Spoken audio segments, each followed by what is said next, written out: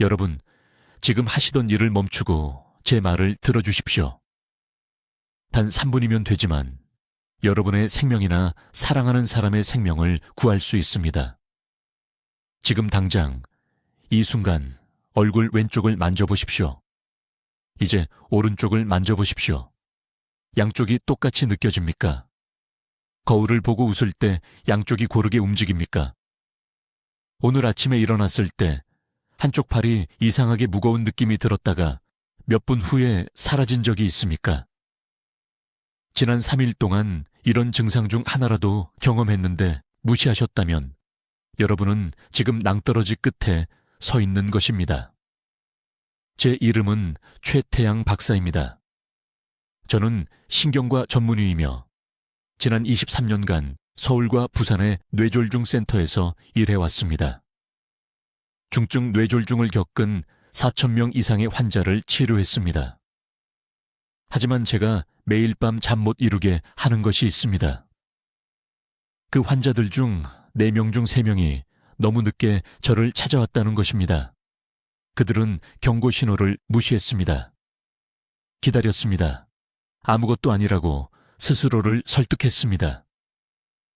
그리고 응급실에 도착했을 때는 이미 골든타임이 지나 있었습니다. 골든타임을 놓치면 어떤 일이 벌어지는지 말씀드리겠습니다. 단순히 사망하는 것이 아닙니다. 많은 분들이 차라리 죽었으면 좋겠다고 말합니다. 대신 걸을 수 있는 능력을 잃습니다. 스스로 식사할 수 없습니다. 혼자 화장실을 사용할 수 없습니다. 자녀들이 직장을 그만두고 돌봐야 합니다. 가족의 저축은 6개월 만에 바닥납니다. 이것이 제가 매주 진료실에서 보는 현실입니다. 지난달 강남에 사시는 68세 박 여사님이 제 병원에 오셨습니다. 대규모 뇌졸중이 발생하기 3일 전 빨리 일어섰을 때 어지러움을 느꼈습니다. 저녁 식사를 준비하는 동안 왼손이 약 10분간 저렸습니다. 딸에게 이 사실을 말했고 딸은 아마 잘못된 자세로 주무셔서 그럴 거라고 했습니다. 72시간 후 박 여사님은 화장실에서 쓰러졌습니다. 생명은 건졌지만 이제 말을 할 수 없습니다. 손주들을 알아보지 못합니다. 오른쪽 전체가 마비되었습니다. 제가 화가 나는 이유를 아십니까? 이것은 완전히 예방 가능했습니다. 경고 신호가 무려 3일 내내 그녀에게 소리치고 있었습니다. 대부분의 의사들이 충분히 명확하게 말하지 않는 진실을 알려드리겠습니다. 뇌는 큰 사건이 일어나기 전에 신호를 보냅니다. 애매한 신호가 아닙니다. 명확하고 구체적인 신호입니다. 하지만 여러분은 이것을 무시하도록 교육받아 왔습니다. 가끔 어지러운 것은 나이 때문에 정상이라고 배웠습니다. 일시적인 저림은 단지 혈액순환이 안 좋아서라고 배웠습니다. 잠깐 말이 꼬이는 것은 그냥 피곤해서라고 배웠습니다. 이것이 치명적인 실수입니다. 그리고 여러분 중 75%가 지금 이 실수를 하고 계십니다. 저는 주요 신경학적 사건이 발생하기 72시간 전에 나타나는 5가지 특정 증상을 확인했습니다. 이 증상 중 단 하나라도 경험하신다면 여러분은 골든타임 안에 있는 것입니다. 이것은 쉬면서 나아지는지 지켜볼 때가 아닙니다. 물을 더 마시고 낮잠을 잘 때가 아닙니다.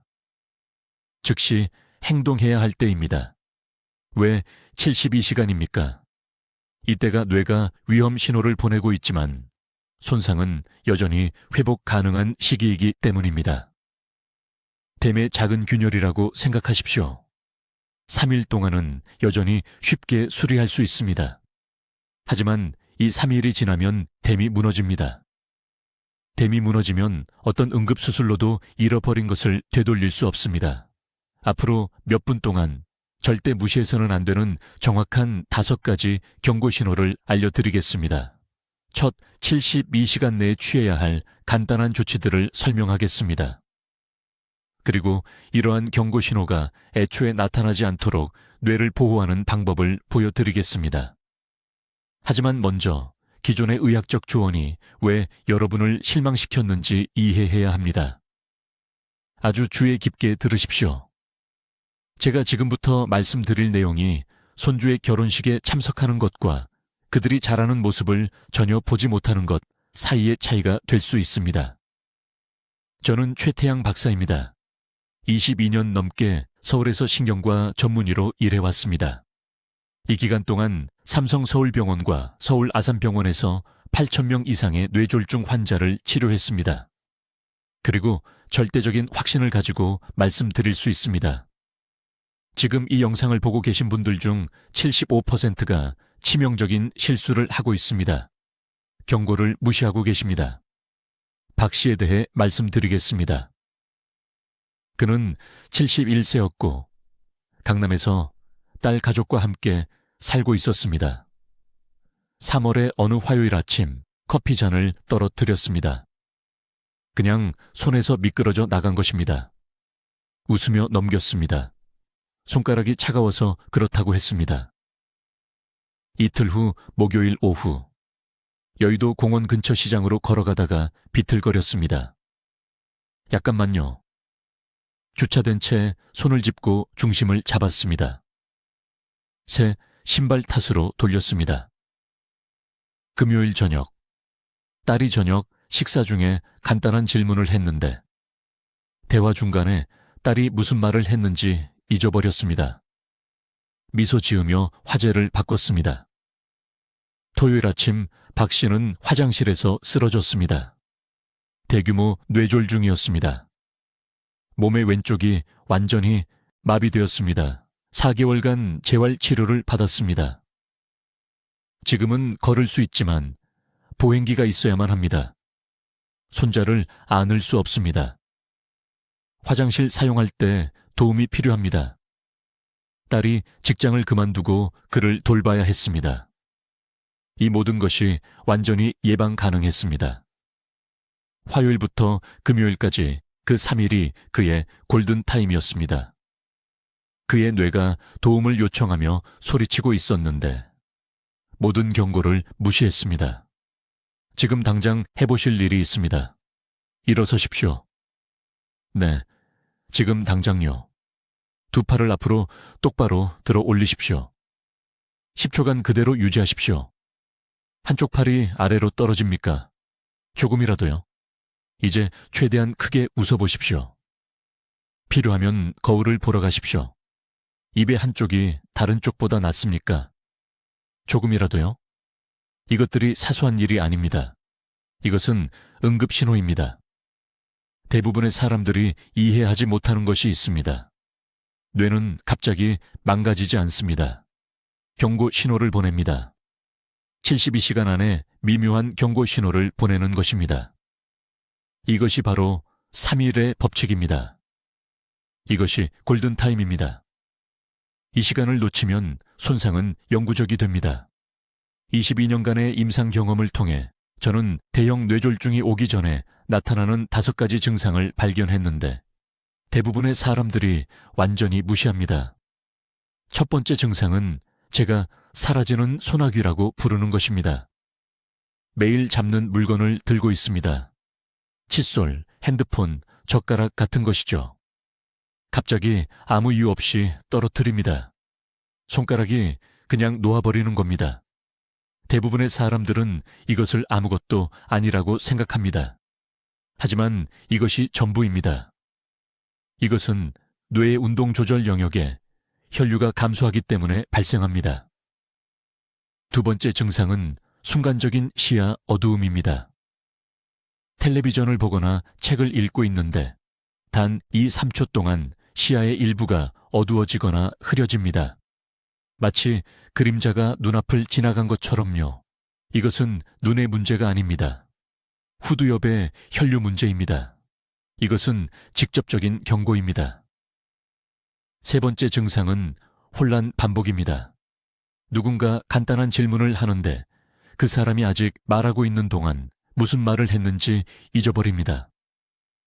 또는 방에 들어갔는데 왜 거기에 갔는지 전혀 기억이 나지 않고 이것이 일반적인 건망증과는 다르게 느껴져서 신경이 쓰입니다.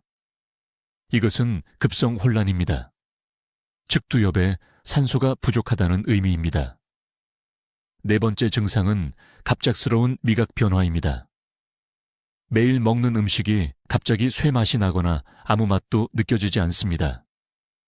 부산에서 온 이 여사님을 치료했는데 아침에 먹는 죽이 3일 연속 마분지 맛이 났다고 말씀하셨습니다. 감기에 걸렸다고 생각하셨죠? 그게 아니었습니다. 미각 피질이 실시간으로 손상되고 있었던 겁니다. 다섯 번째 증상은 비틀거림입니다. 땅이 고르지 않아서가 아닙니다. 무언가에 걸려서도 아닙니다.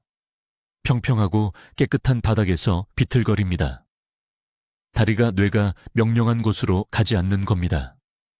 이것은 협응장애입니다. 손해의 경고 신호입니다. 이제 중요한 부분입니다. 이러한 증상 중 하나라도 경험하면 골든타임에 진입한 것입니다. 행동할 수 있는 시간이 72시간 있습니다. 다음 주가 아닙니다. 편할 때가 아닙니다. 즉시 행동해야 합니다. 이제 75%의 사람들이 완전히 무시하는 두 번째 중요한 신호에 대해 말씀드리겠습니다. 이것은 72시간 중 첫째 날과 둘째 날 사이에 나타나는 경고인데 놓치면 절대적으로 치명적입니다. 저는 이것을 언어 혼란 테스트라고 부르는데 지금 듣고 계신 모든 분들이 이것이 정확히 어떻게 보이는지 이해해야 합니다. 저는 서울병원에서 20년 넘게 이 패턴이 반복되는 것을 봤습니다. 환자가 대형 뇌졸중 후 4일 또는 5일째에 병원에 오면 가족들에게 증상이 언제 시작됐는지 물어보면 항상 같은 이야기를 합니다. 최 선생님, 3일 전에 어머니가 좀 헷갈려 하시는 것 같았어요. 몇 마디 말을 섞으셨어요. 그냥 피곤하신 줄 알았어요. 솔직하게 말씀드리겠습니다. 그 혼란, 그 단순한 말 섞임은 피로가 아니었습니다. 그것은 뇌가 도움을 청하며 비명을 지르는 것이었습니다. 그것은 골든타임의 창이 바로 눈앞에서 열리는 것이었고 놓쳐버린 겁니다. 언어 혼란이 실제로 무엇을 의미하는지 귀에 깊게 들어보세요. 가끔 단어를 잊어버리는 것에 대한 얘기가 아닙니다. 우리 모두 그렇게 합니다. 저는 매우 구체적인 것에 대해 말하고 있습니다. 한 단어를 말하려고 하는데 완전히 다른 단어가 나옵니다. 물이라고 말하고 싶은데 창문이라고 말합니다. 손주 이름을 말하려는데 다른 이름으로 부르고 그러고는 뭔가 잘못됐다는 걸 아는 것처럼 놀란 표정을 짓지만 고칠 수가 없습니다. 또는 제가 계속 보는 또 다른 패턴이 있습니다. 전혀 말이 안 되는 문장을 말합니다. 문법이 무너집니다. 나중에 먹을게요 라고 말하려는데 음식이 내일 걷고 있어요 라고 말합니다. 가족들은 너무 이상해서 어색하게 웃지만 속으로는 걱정됩니다. 그 걱정은 생존 본능입니다. 그것을 따르세요. 2년 전 서울 삼성병원에서 치료했던 환자에 대해 말씀드리겠습니다. 박 여사님이라는 분으로 68세였습니다. 딸이 대형 뇌졸중 후 5일째 되는 날 모시고 왔습니다. 딸에게 언제 처음 뭔가 이상하다고 느끼셨나요? 라고 물었습니다. 딸이 울면서 말했습니다. 선생님, 4일 전에 어머니가 저녁을 만들고 계셨어요. 리모컨을 건네달라고 하시면서 국자를 가리키셨어요. 농담하시는 줄 알았어요. 그런데 제가 이해하지 못하니까 화를 내셨어요. 알았어야 했는데요. 바로 모셔왔어야 했어요. 박 여사님은 살아남으셨지만 왼팔의 영구적인 기능을 잃으셨습니다. 제 말이 무슨 뜻인지 이해하시나요? 4일 전 그 혼란은 농담이 아니었습니다. 스트레스도 아니었습니다. 노화도 아니었습니다. 가족이 기다리고 지켜보는 동안 뇌 조직이 1분 1초마다 죽어가고 있었던 겁니다. 집에 있는 누군가가 언어 혼란을 보이면 지금 당장 오늘 정확히 무엇을 해야 하는지 말씀드리겠습니다. 3가지 간단한 명령으로 즉시 테스트하시기 바랍니다. 첫째, 이 정확한 문장을 따라 하라고 하세요. 하늘은 파랗고 푸른 초록색이다. 귀에 깊게 들어보세요. 완벽하게 따라할 수 있나요? 아니면 말이 뒤섞여 나오나요? 둘째, 방에 있는 물건 3가지의 이름을 말하라고 하세요. 망설임 없이 할 수 있나요? 셋째, 간단한 대화를 나누고 문장 구조를 관찰하세요. 논리적으로 말이 되나요? 아니면 단어 순서가 틀렸나요? 이 3가지 테스트 중 하나라도 실패하면 정확히 1가지 선택만 있습니다. 즉시 응급실로 데려가야 합니다. 내일이 아닙니다. 식사 후가 아닙니다. 점심 식사 후가 아닙니다. 휴식을 취한 후도 아닙니다. 지금 당장입니다. 72시간 이내에 의사는 손상을 완전히 되돌릴 수 있는 혈전용해제를 투여할 수 있습니다. 72시간이 지나면 그 기회는 영원히 사라집니다. 제게 이런 말씀을 하신 가족분들이 계셨습니다. 최 선생님, 작은 일로 병원에 폐를 끼치고 싶지 않았어요. 여러분의 생명을 구할 수 있는 말씀을 드리겠습니다. 병원에 연락하는 것은 결코 폐가 되지 않습니다. 말이 어눌해지는 것은 결코 작은 일이 아닙니다. 그것은 큰 재앙이 오기 전 유일한 경고입니다. 이제 처음 72시간 동안 정확히 무엇을 해야 하는지 말씀드리겠습니다. 이것이 바로 서울에서 제 진료실에서 수많은 생명을 구한 3일 법칙입니다. 매우 주의 깊게 들으십시오. 이 행동들이 완전한 회복과 영구적인 장애의 차이를 만들 수 있습니다. 제가 방금 설명한 5가지 경고, 신호 중 하나라도 발견하는 순간 여러분은 제가 황금 시간이라고 부르는 시기에 들어갑니다. 내일이 아닙니다. 다음 주가 아닙니다. 바로 지금입니다. 첫 번째 행동은 간단하지만 절대적으로 중요합니다. 즉시 앉으십시오. 참고 견디려 하지 마십시오. 저절로 지나갈 거라고 스스로에게 말하지 마십시오. 물을 마시러 가다가 앉아 있어야 할 때 걷고 있었기 때문에 자기 집 복도에서 쓰러진 환자들을 너무 많이 봤습니다.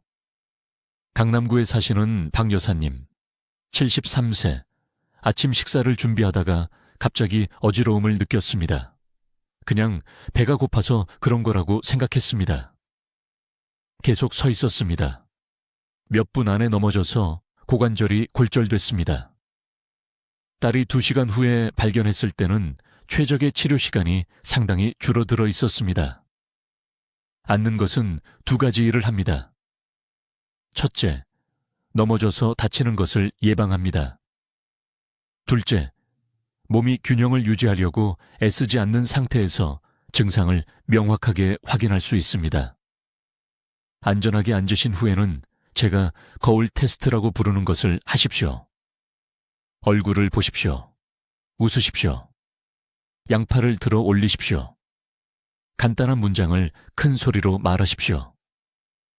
무언가 고르지 않다고 느껴지면, 웃을 때 한쪽이 처진다면, 한쪽 팔이 아래로 떨어진다면, 말이 어눌하게 나온다면 10분 안에 응급 도움을 요청해야 합니다.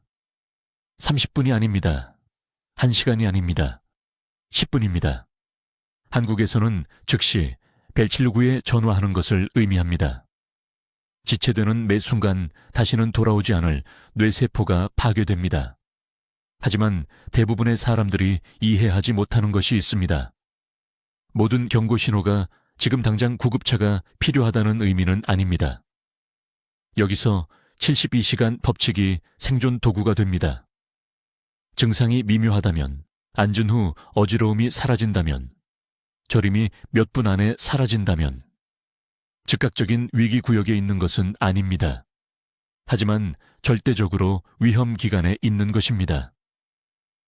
이때 대부분의 사람들이 치명적인 실수를 합니다.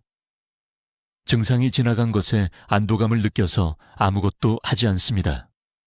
기다립니다. 지켜봅니다. 그리고 75%의 경우 3일 이내에 큰 발작이 옵니다. 이 3일 동안 특정한 보호 조치를 취해야 합니다. 첫째, 모든 것을 기록하십시오. 증상이 정확히 언제 발생했는지, 무엇을 하고 있었는지, 얼마나 오래 지속됐는지, 어떤 느낌이었는지 적으십시오. 이 정보는 진찰할 의사에게 금과 같습니다. 부산의 이 선생님은 잠깐 시각장애를 경험한 후 이틀째 되는 날 제 병원에 오셨습니다. 3차례의 별도 증상들의 정확한 시간과 특성을 적어 오셨기 때문에 저는 즉시 일과성 허혈 발작의 패턴을 확인할 수 있었습니다. 우리는 그날 바로 보호 치료를 시작했습니다. 그분은 완전한 뇌졸중으로 진행되지 않았습니다. 황금 시간 동안의 두 번째 행동. 3일 동안 즉시 활동을 조절하십시오. 무거운 물건을 들지 마십시오. 갑작스러운 움직임을 하지 마십시오.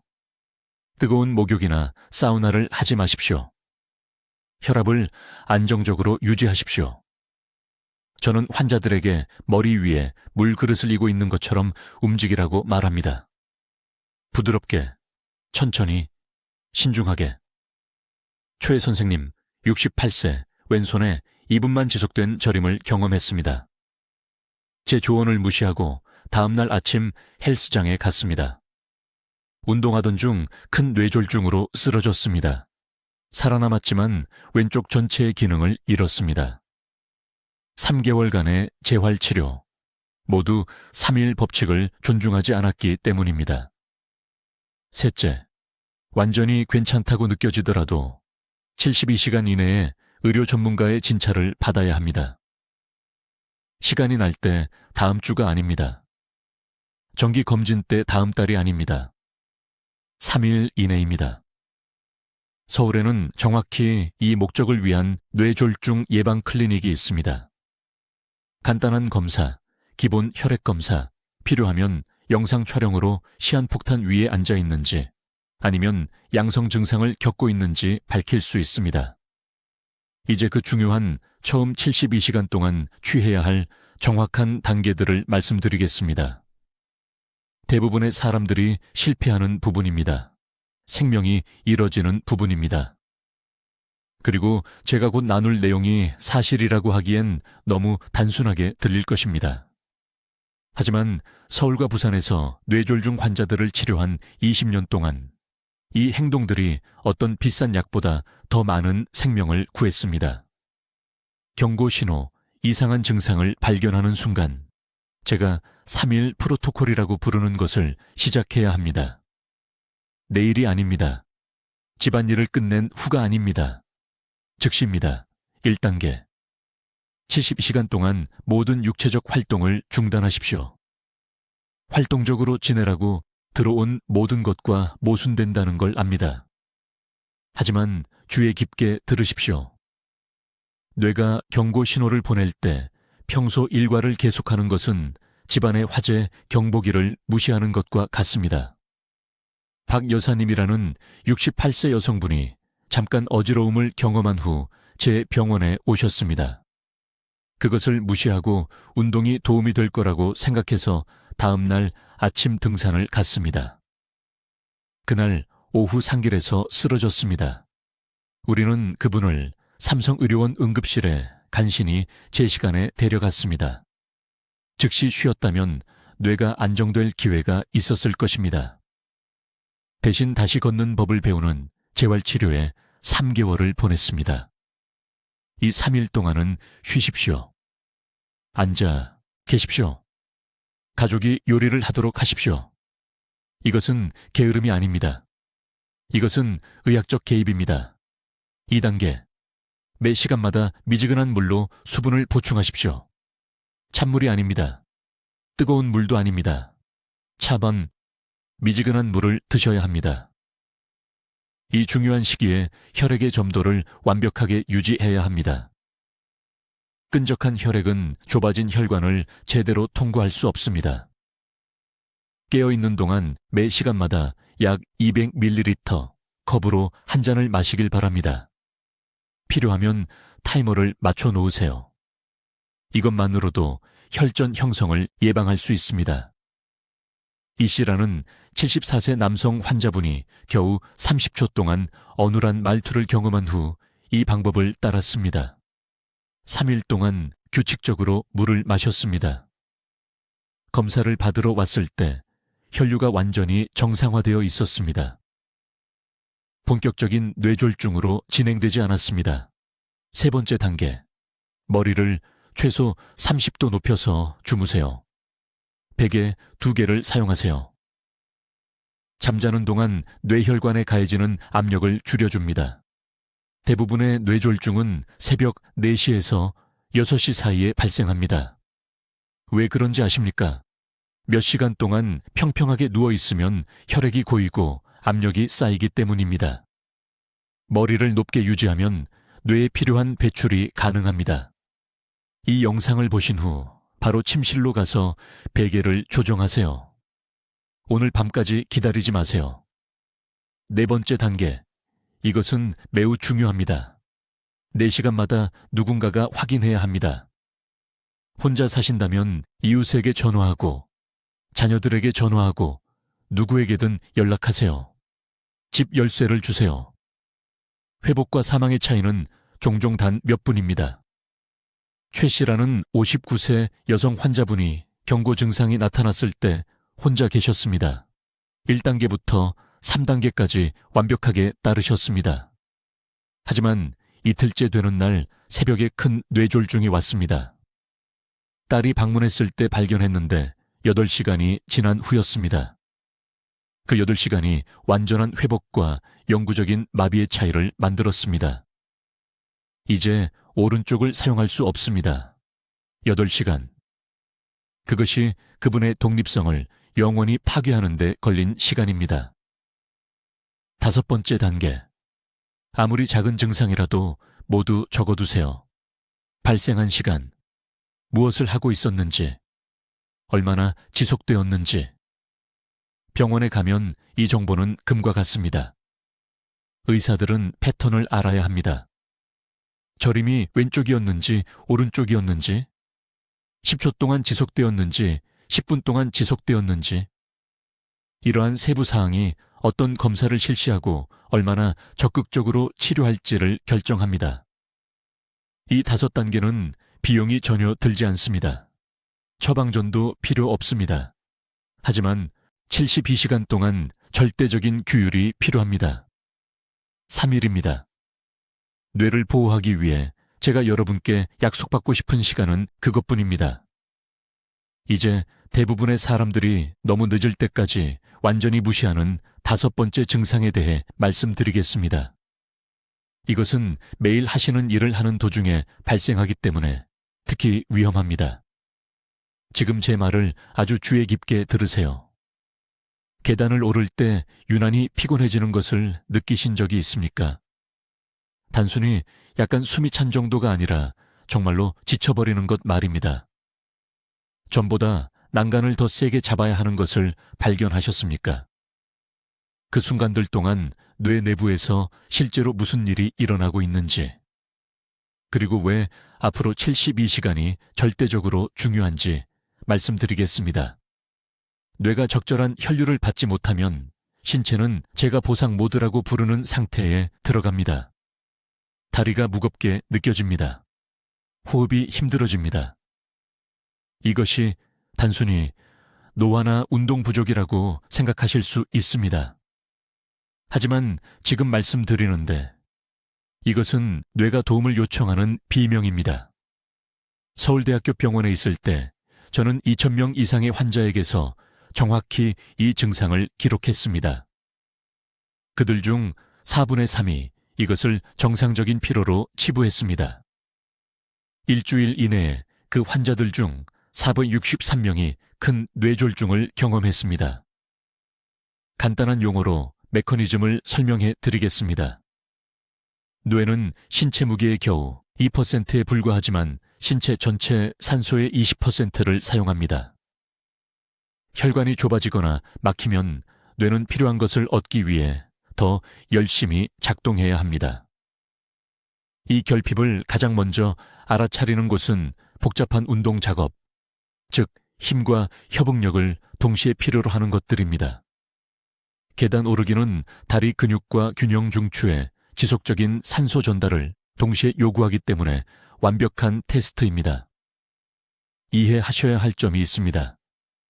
계단에서 느끼는 피로는 다리에서 오는 것이 아닙니다. 움직임을 효율적으로 조정하지 못하는 뇌의 무능력에서 오는 것입니다. 이것은 뇌혈류가 손상되었다는 직접적인 경고입니다. 행동할 수 있는 골든타임은 바로 지금, 이 변화를 알아차린 후 72시간 이내입니다.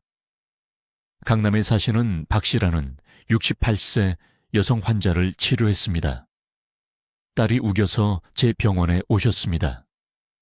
박 씨는 2주 동안 아파트 계단을 피하고 항상 엘리베이터를 탔다고 말했습니다. 한 층만 올라가도 완전히 기진맥진해지는 것을 인정하기가 부끄러웠다고 하셨습니다. 단순히 나이가 들어 약해지는 것이라고 생각하셨습니다. 즉시 뇌 스캔을 지시했습니다. 발견한 것은 중대뇌동맥의 70% 막힘이었습니다. 70%입니다.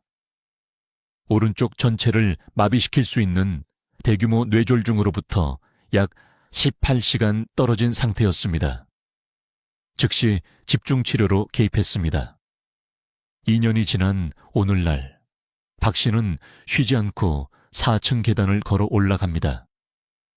하지만 여기 비극적인 부분이 있습니다. 그분의 이웃인 70대 초반 남성이 박 씨보다 3개월 전에 정확히 같은 증상을 경험했습니다. 그도 계단에서 지쳐버렸습니다. 그도 계단을 피하기 시작했습니다. 하지만 아무도 이것이 경고 신호라고 말해주지 않았습니다. 기다렸습니다. 휴식이 문제를 해결할 것이라고 생각했습니다. 17일 후 새벽 5시에 욕실에서 쓰러졌습니다. 살아남았지만 더 이상 말을 하거나 왼팔을 움직일 수 없습니다. 72시간 규칙을 몰랐기 때문에 그의 온 가족의 삶이 영원히 바뀌었습니다. 지금 다리를 만져보세요. 마지막으로 계단을 오른 때를 생각해보세요. 유난히 피곤하셨습니까? 중간에 멈춰야 했습니까?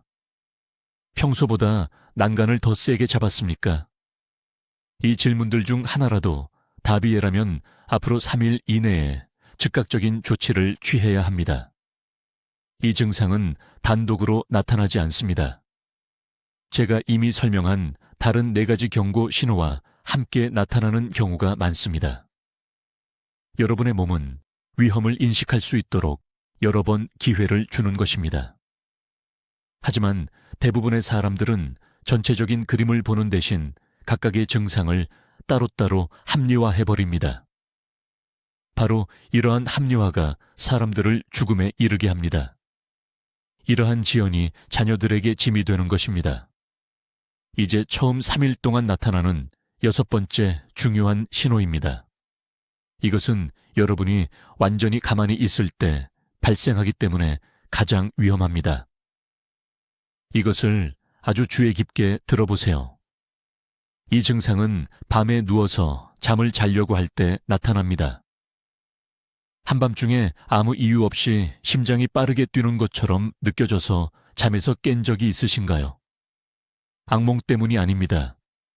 화장실에 가야 해서도 아닙니다. 그냥 갑자기 잠에서 깨는데 마치 언덕을 뛰어 올라간 것처럼 심장이 두근거립니다. 대부분의 사람들은 이것이 단순히 불안이나 소화불량이라고 생각합니다. 몸을 돌려 다시 잠들어 버립니다. 이것이 75%의 사람들이 저지르는 치명적인 실수입니다. 그 순간 여러분의 몸속에서 실제로 일어나고 있는 일은 뇌에서 보내는 경고 신호입니다. 여러분의 뇌는 수면 중에 산소가 풍부한 혈액을 충분히 공급받지 못하고 있으며 심장에 더 세게 펌프질하라는 긴급 신호를 보내고 있는 것입니다. 이것은 여러분의 뇌가 도움을 요청하며 외치는 것입니다. 이것을 무시하고 다시 잠들면 대부분의 뇌졸중이 발생하는 가장 위험한 시간인 새벽 2시에서 6시 사이에 여러분의 생명을 걸고 도박을 하는 것입니다. 서울 삼성의료원에서 제가 치료했던 한 환자에 대해 말씀드리겠습니다. 박 여사라는 분으로 68세였습니다. 목요일 오후에 제 진료실에 오셨는데 건강해 보이셨습니다. 정상적으로 걷고 계셨고 말도 또렷하게 하셨으며 명백한 문제는 없었습니다. 하지만 지난주에 대해 자세히 질문했을 때 그분이 제게 한 말이 제 등골을 오싹하게 만들었습니다. 지난 3일 밤 동안 새벽 3시쯤 심장이 빠르게 뛰면서 잠에서 깼다고 하셨습니다. 저녁을 너무 늦게 먹어서 그런 것 같다고 생각하셨습니다. 딸의 결혼식 때문에 스트레스를 받아서 그런 것 같다고 생각하셨습니다. 전혀 아무 조치도 취하지 않으셨습니다. 저는 즉시 응급 뇌 스캔을 지시했습니다. 우리가 무엇을 발견했는지 아십니까?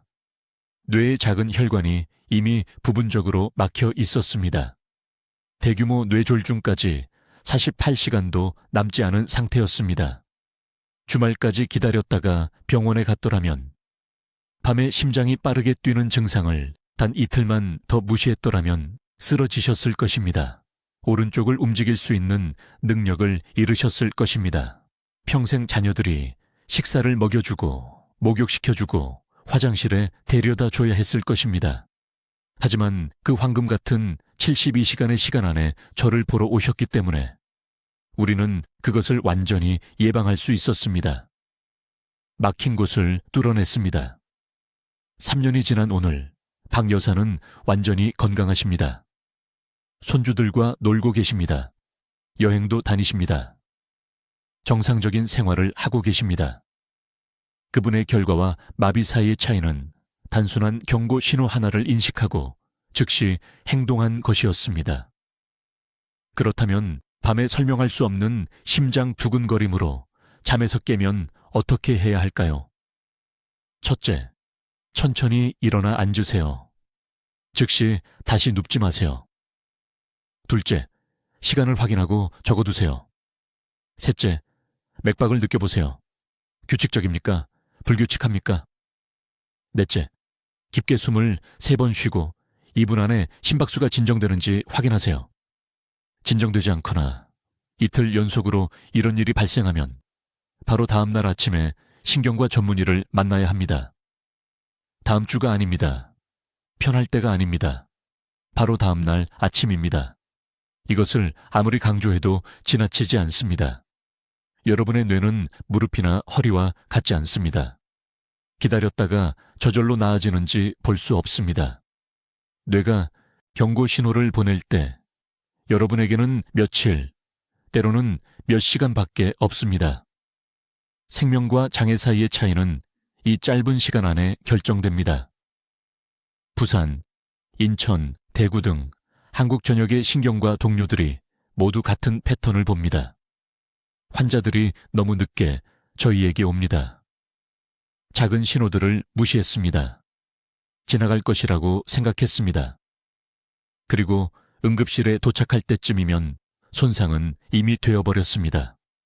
우리는 그들의 생명을 구할 수 있지만 독립성을 되돌려줄 수는 없습니다.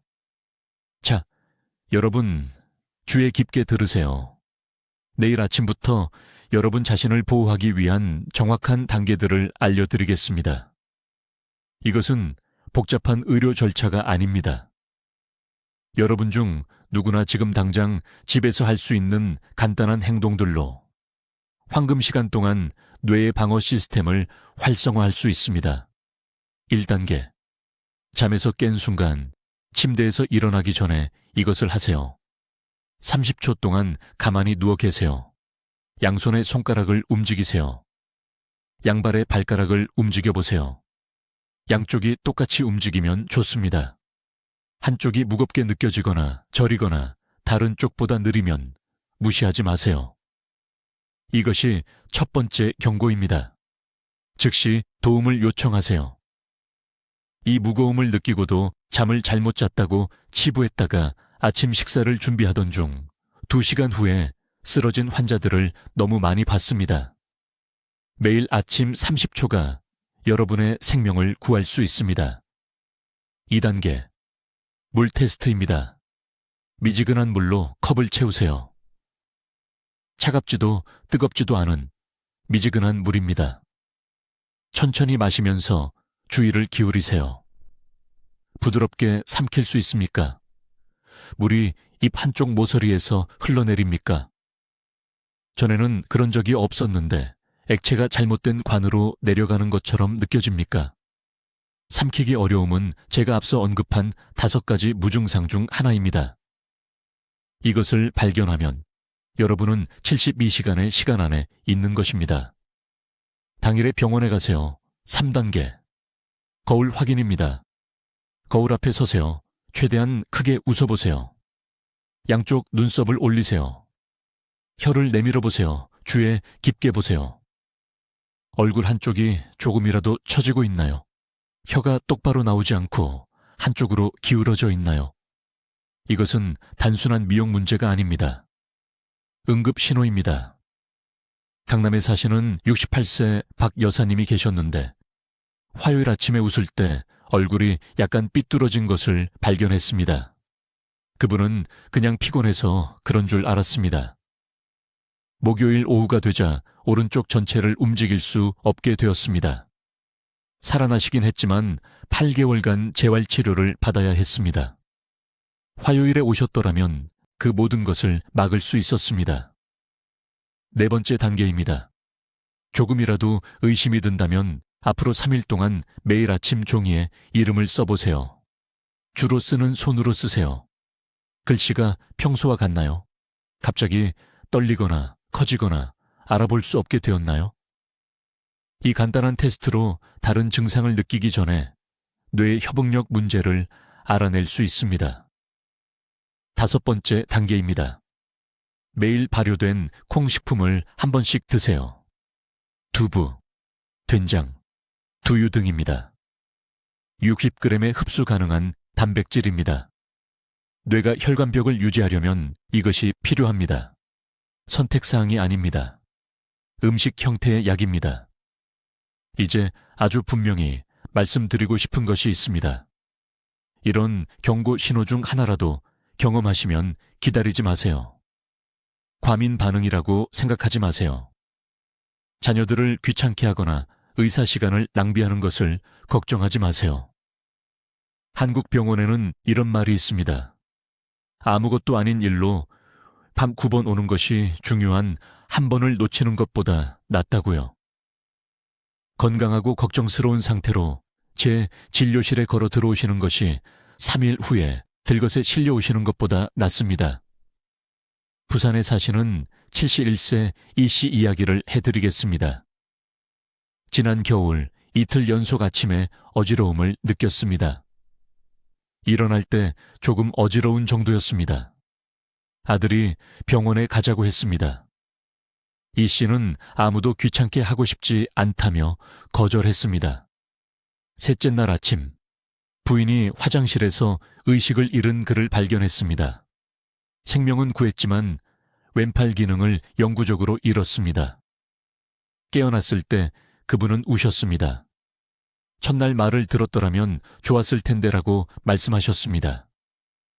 이 씨처럼 되지 마세요. 제가 지식을 드렸습니다. 도구를 드렸습니다. 이제 책임을 져야 합니다. 증상이 나타날 때마다 다음 72시간 동안 여러분의 생명은 여러분 손에 달려 있습니다. 매일 아침 자가 점검하세요. 5가지 경고 신호를 아세요. 몸이 말을 걸면 즉시 행동하세요. 이 정보가 가족 중 한 분이라도 구할 수 있다면 이 영상을 지금 당장 공유할 도덕적 의무가 있습니다. 댓글에 나는 골든타임을 지키겠습니다 라고 쓰세요. 자신과 사랑하는 사람들에게 그 약속을 하세요. 뇌가 신호를 보내고 있습니다. 이제 들을 때입니다. 시청해 주셔서 감사합니다. 건강하세요. 댓글로 알려주세요. 처음 72시간 동안 증상을 모니터링하기 시작하시겠습니까? 3일 규칙을 어떻게 활용할지 듣고 싶습니다. 이 생명을 구하는 정보를 퍼뜨리는데 도움이 되도록 구독해 주시고, 뇌 건강을 지켜야 할 친구와 가족에게 이 영상을 공유해 주세요. 듣기만 해도 현명해지는 우리 채널을 시청해 주셔서 감사합니다.